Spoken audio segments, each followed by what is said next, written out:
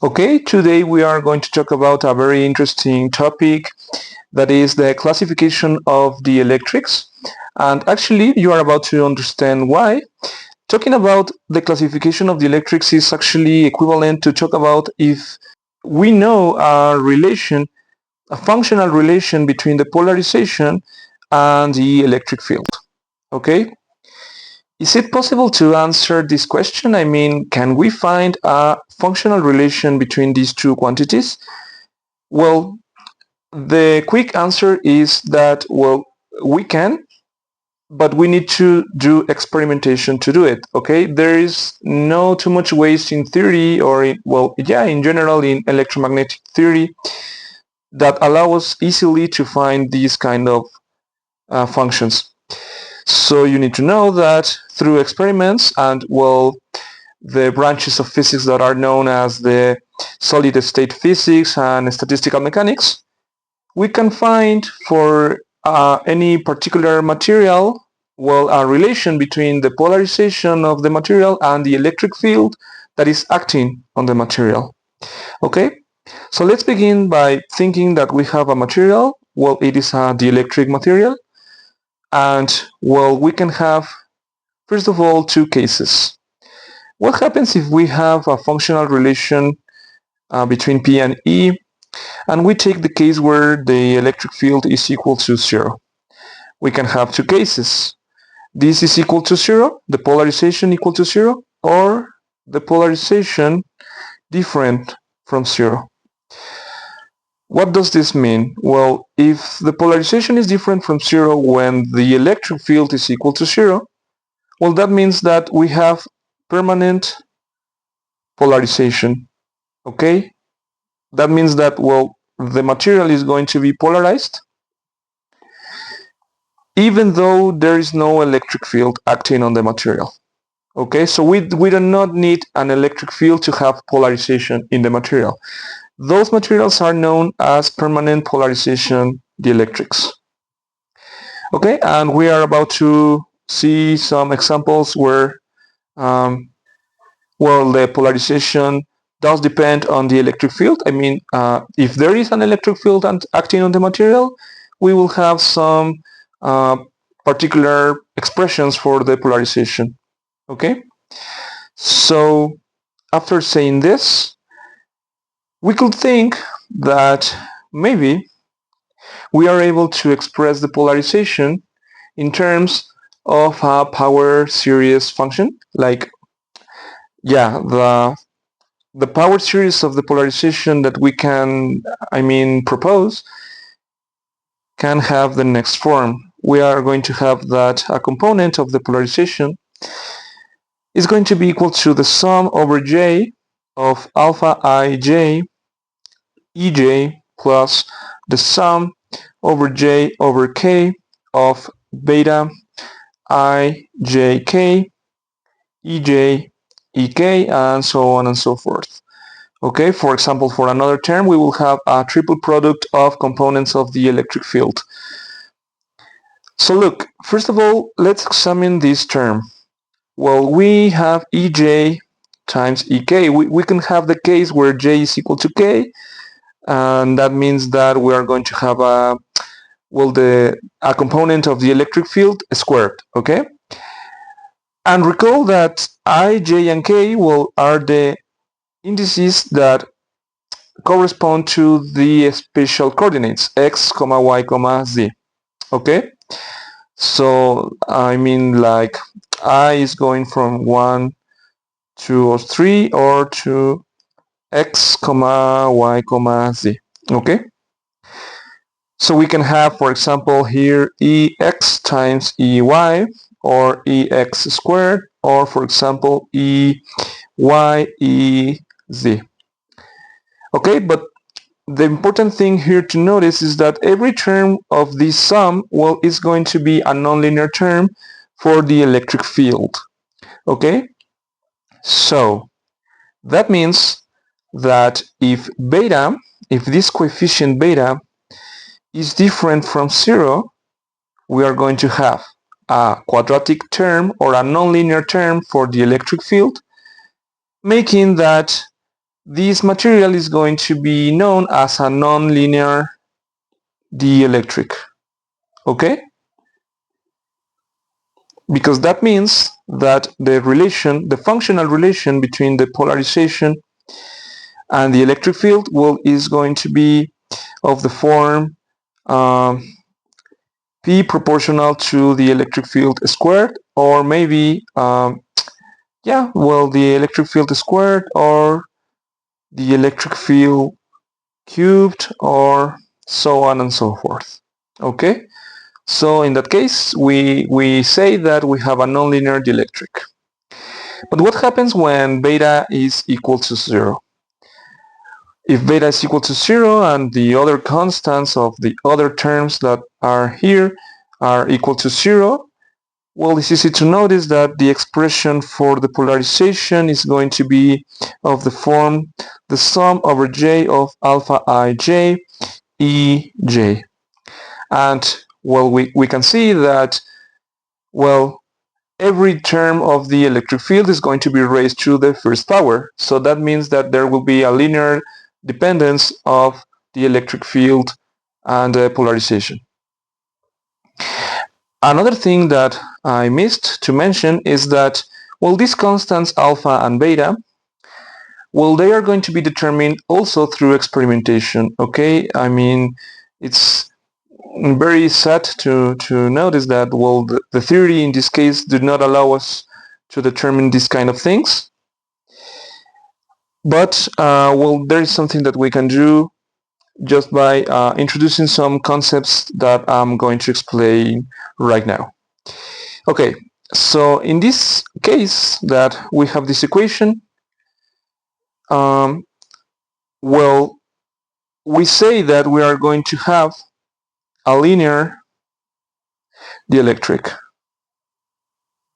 Okay, and if we develop these equations for the three coordinates of the space, well, we are going to have the next equations. Px equals epsilon 0 times chi xx ex plus chi xy ey plus chi xz ez.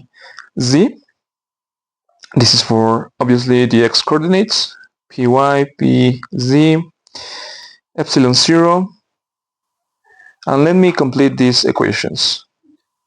Okay, this will be the three equations that correspond to each component of the polarization vector. Remember that the polarization is a vector that describes the material. You need to notice here that I introduce the permittivity vacuum constant.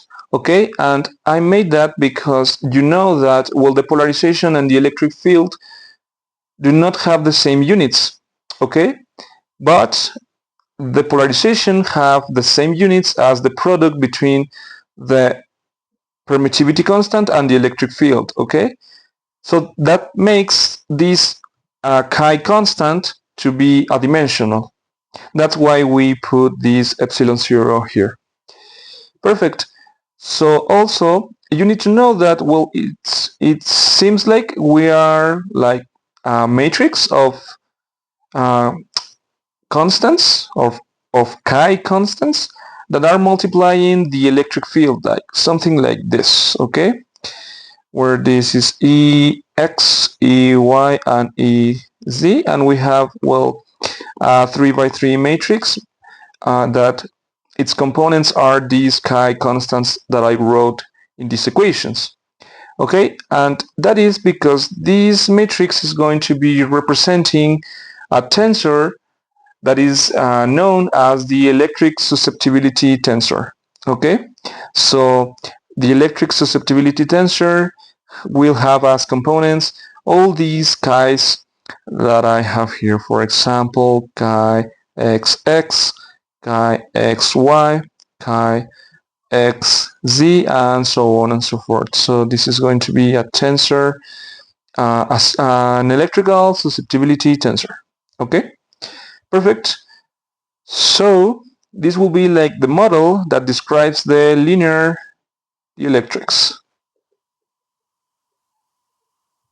Perfect. And well, you also need to know that these chi constants are not actually 100% constant. I mean that they are constant because they do not have any dependence on the electric field. Of course, if they depend on the electric field, for example, let's say that this constant is equal to a squared times the electric field Ex. When we multiply this Ex times this Ex, we are going to have an squared component of the electric field, making that this will be no longer linear. Okay? So this tells us that these constants, chi, will not depend on the electric field.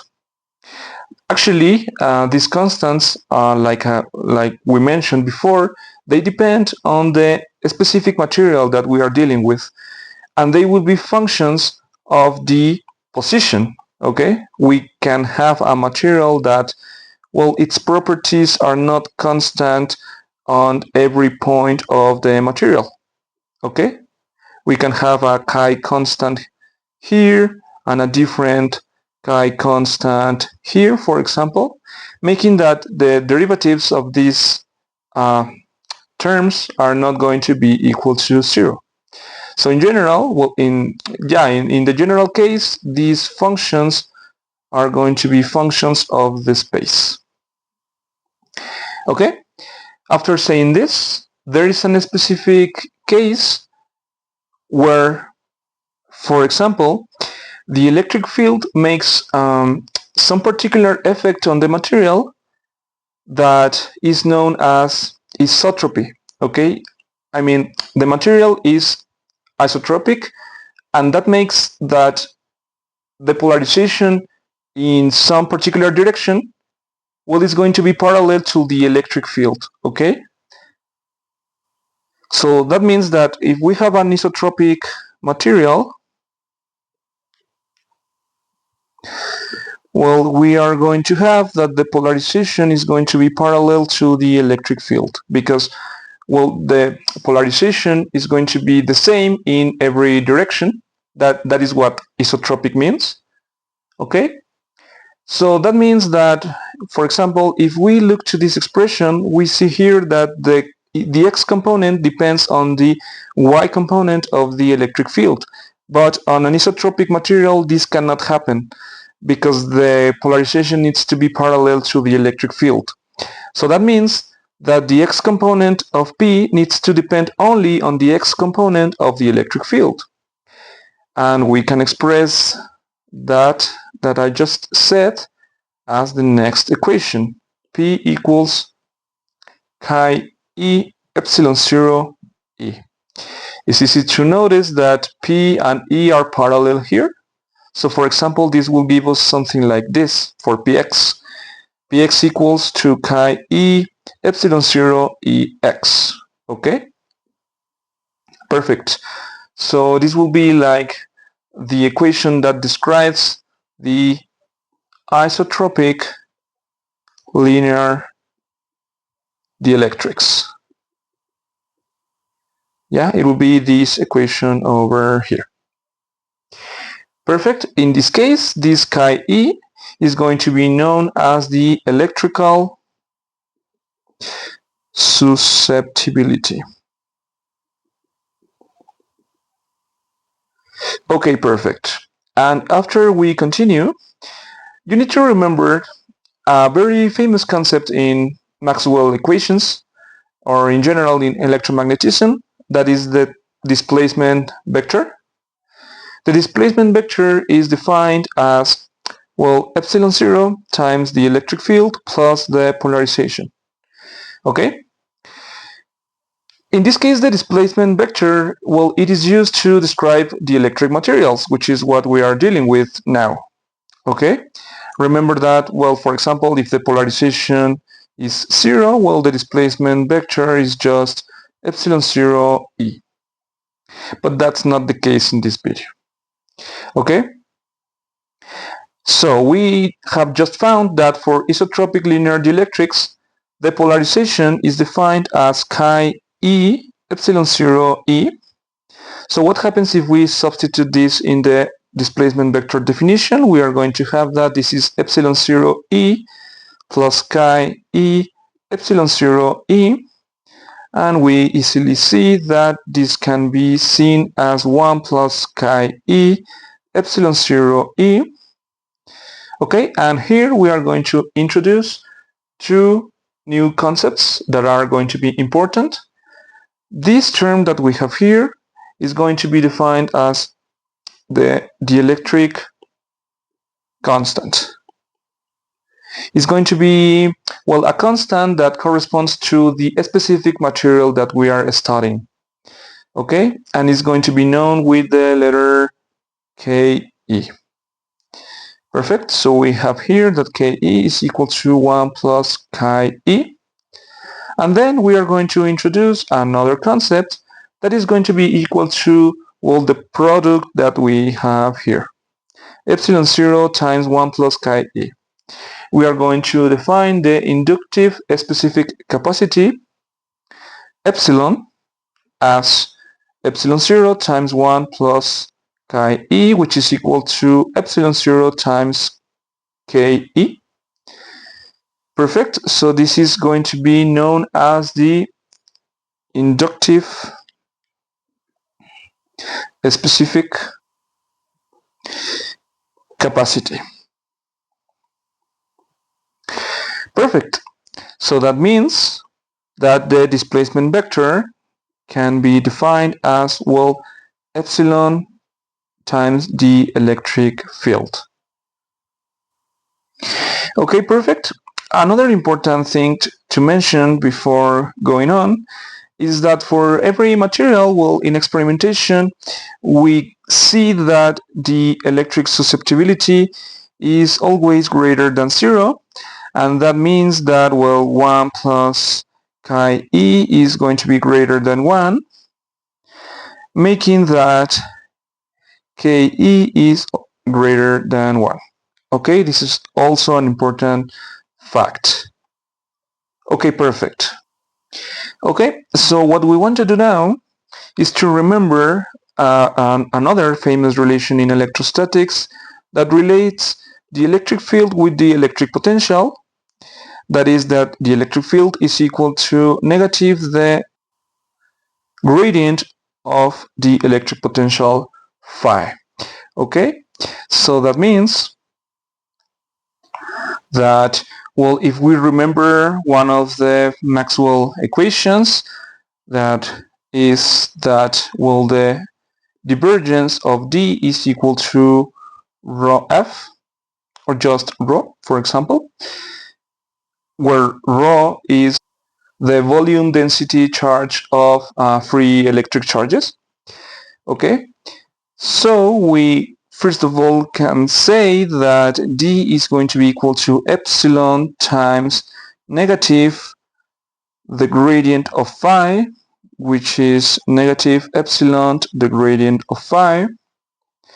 Okay, and then we can take the divergence of D as the divergence of negative epsilon the gradient of phi, and this is equal to negative, well, the divergence of the gradient of, the divergence of the product between the epsilon and the gradient of phi. Look at that, I'm not taking out this epsilon of the nabla operator because we said that this epsilon is a function of the spatial coordinates x, y, z. Okay, so I cannot take this out because remember that this nabla is, well, an operator that takes derivatives on the x, y, and z coordinates. Okay, so this is not a constant for this nabla. So we can say that this is equal to negative. First of all, we are going to have, well, epsilon times the Laplacian of phi plus, well, the dot product between the gradient of epsilon and the gradient of phi. Okay, and as I mentioned, this is going to be equal to rho. Perfect. So for isotropic linear materials, where we are going to have that epsilon, the Laplacian of phi, plus the gradient of epsilon dot the gradient of phi is equal to negative rho. Perfect. Okay, this will be a very important result. Okay, so what happens if instead of having just isotropy on the material, what happens if also the material is homogeneous? Okay, that means it is equal on every point of the material. Okay, so that means that for any change on the spatial coordinates x, y, z, we are going to have the same properties. That is what homogeneous means. Well, that means that in that particular case, the gradient of epsilon is going to be equal to 0. Okay? Again, because epsilon is a function of x, y, z, but looking that the material is homogeneous, every partial derivative with respect to a position coordinate of epsilon is going to be equal to 0. So in this case, this will be like incorrect because epsilon will be a constant, right? So if the gradient of epsilon is equal to 0, we are going to have from this equation that epsilon times the Laplacian of phi is equal to negative rho, and that means that the Laplacian of phi is equal to negative rho over epsilon. And this will be an equation that is applicable to, again, isotropic, homogeneous, linear dielectrics. Perfect. So this will be the most known cases of dielectric materials that we can have. An important fact to say is that this equation in general is known as the Poisson equation.